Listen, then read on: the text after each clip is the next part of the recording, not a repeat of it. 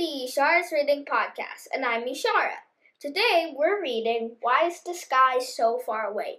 A Nigerian Folktale, retold by Mary Joan Garson, and pictures by Carla Golumbi. Well, it looks like for some of us, it's actually the halfway mark, but for homeschoolers like me, the school never ends. It keeps following you. It keeps following you around wherever you go. I'm so sorry if I sounded creepy. I just wanted to make it funny. Well, it was quite an adventure to find this book. By the way, this book won the Best Illustrated Book by the New York Times in its book review. So, it was a real adventure to find this book. Me and my grandmother were hungry for tasty treats, so we tried to find a bakery. We found one bakery, but we couldn't eat the food. Wah, wah. Then I noticed there was a library, so I wanted to lighten the mood and go in there. I love books, so I really wanted to just look at all the books and read maybe every one inside there. So that's how I got to this point. So then this one caught my eye, and I decided to read it, and I really liked it. I read it about twice. So I've read it about twice in the library. So I decided, Mama, may I please buy this book? And she said, okay. So that's how I got this book. When you open up the book, you see a beautifully illustrated page by Miss Carla. So the book says, in the beginning, the sky was very close to the earth.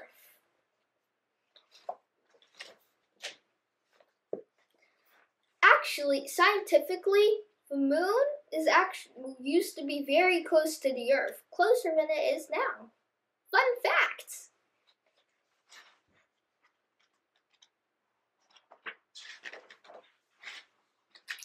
In that time, men and women did not have to sow crops and harvest them.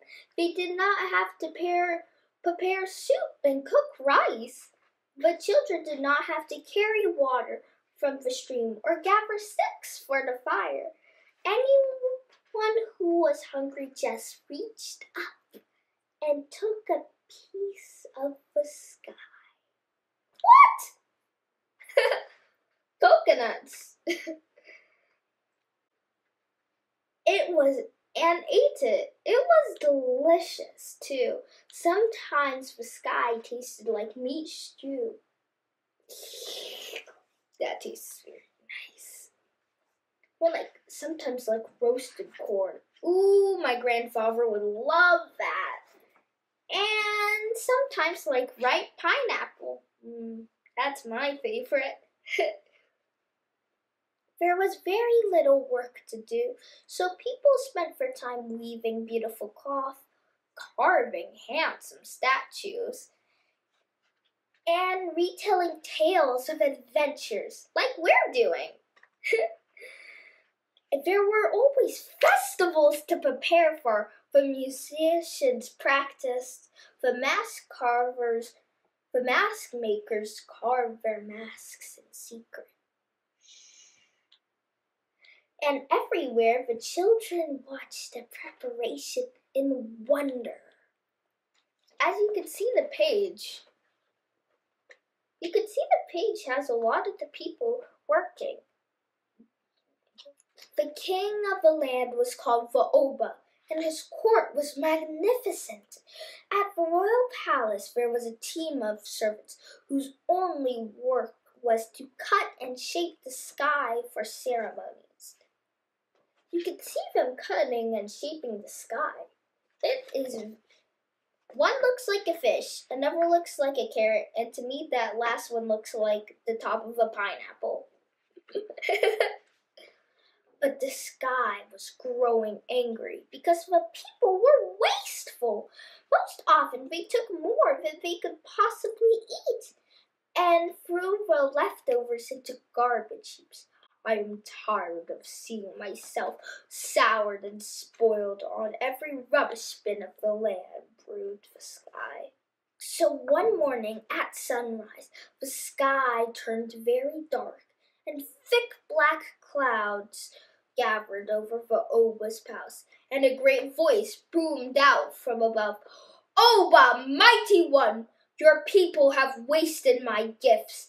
I am tired of seeing myself on heaps of garbage everywhere. I warn you, do not waste my gifts any longer, or they will no longer be yours." Vaoba, in terror, sent messengers carrying the sky's warning to every corner of the land. In every village, people were told about the sky's unhappiness. Children were warned never to take a piece of the sky unless they were truly hungry. You could see the page how Vaoba looks very serious, but I could tell he's very scared. The people were very, very, very careful. I added a couple extra berries because I thought might spazz it up a little. That is for a while. Yeah, you probably should have seen that coming. Then the time of the greatest festival of the year. It was the festival that celebrated the power of Vaoba. The most important palace dancers performed all through the night. And Vaoba himself, in ceremonial robes, danced for his subjects.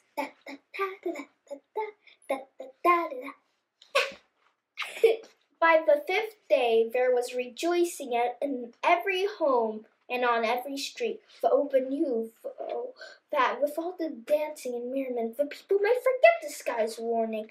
So he made sure no one took more sky than he or she absolutely needed. Now, there was this woman in this kingdom who was never satisfied.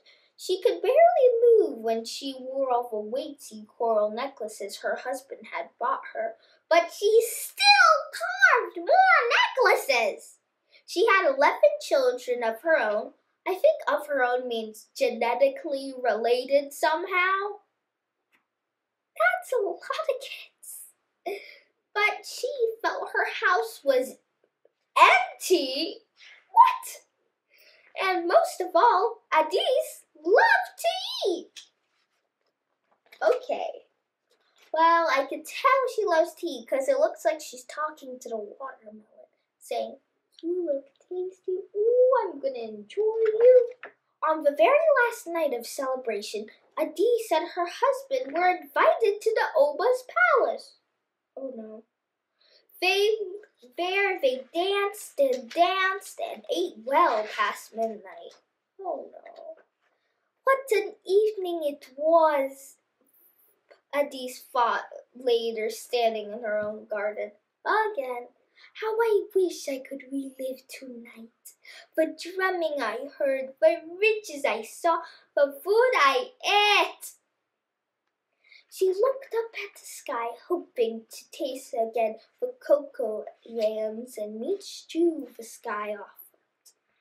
She took a huge piece to eat, but she had only finished 1/3 of it when she could swallow no more. "What have I done?" wailed Adis. "I can't throw this away." "Otoro!" she screamed, calling her husband, "and come finish this piece of sky for me." Her husband, exhausted from all the dancing and stuffed with the sky he had eaten at Vaoba's palace, he could only eat 2 bites. "Wake the children!" screamed Adis. Now the children had spent all night at the masquerade and party after their dinner. Most of them were still too full to even nibble at their mother's piece of sky. "Oh no!" called, and the neighbors were called, but Adi still had in her hand a big chunk of sky. "What does it matter?" she said finally. "One more piece of sky on the rubbish heap. I think it does matter."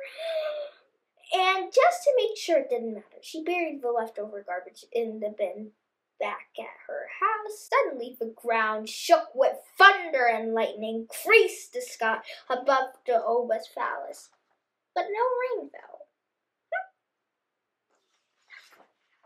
Sometimes that actually can happen. "Oba, mighty one," boomed a voice from above, "your people have not treated me with respect.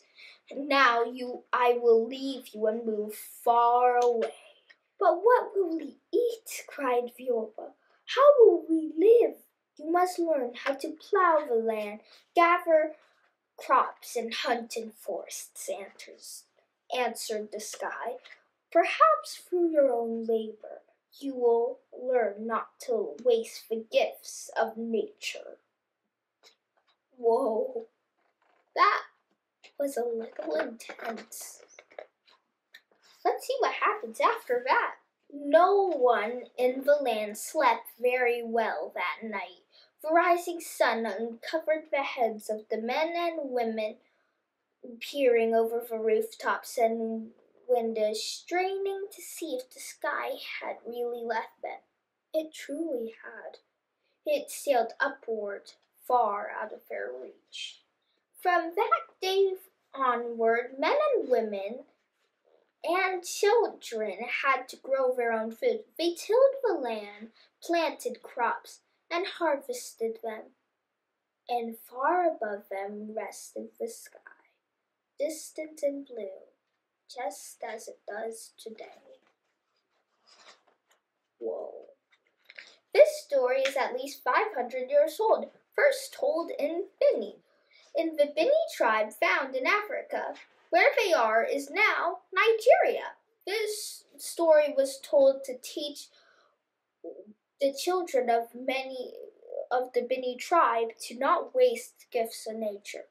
Well, wastefulness is a very big problem in today's world. So many reasons why we've just been wasteful on our garbage. But as told in this book, we could potentially save it.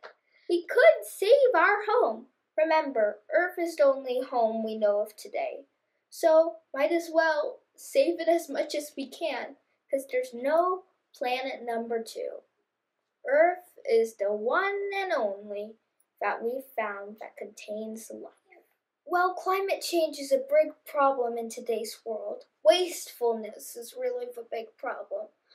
When someone gives us a snack to eat and we don't finish it all and just throw it in the trash, or when we buy food but then we look at the expiration date and then we just throw it in the garbage. Well, or when we don't eat the food that someone's prepared us, or we don't eat the food that came from some place. Someone had to grow that food or feed that cow that we eat on either a burger or an everyday salad. So remember, do not waste the gifts of nature, just like how the sky said. Do not waste the gifts of nature, because nature is wonderful. Because nature is wonderful. If there is a way for you to recycle things around your house,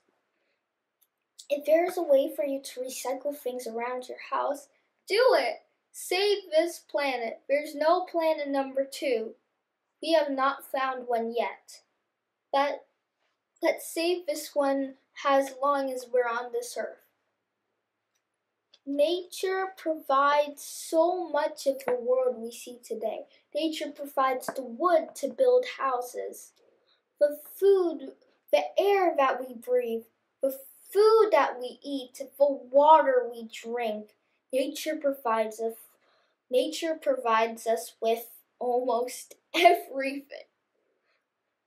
So make sure to save nature. When you don't care about nature, you hurt the environment. Our environment is the world around us. So save nature. Care about it. There's no planet number 2. Not yet. Thank you for listening to this episode of the Ishara's Rating Podcast. Don't forget to like, review, and smash that subscribe button. Bye-bye!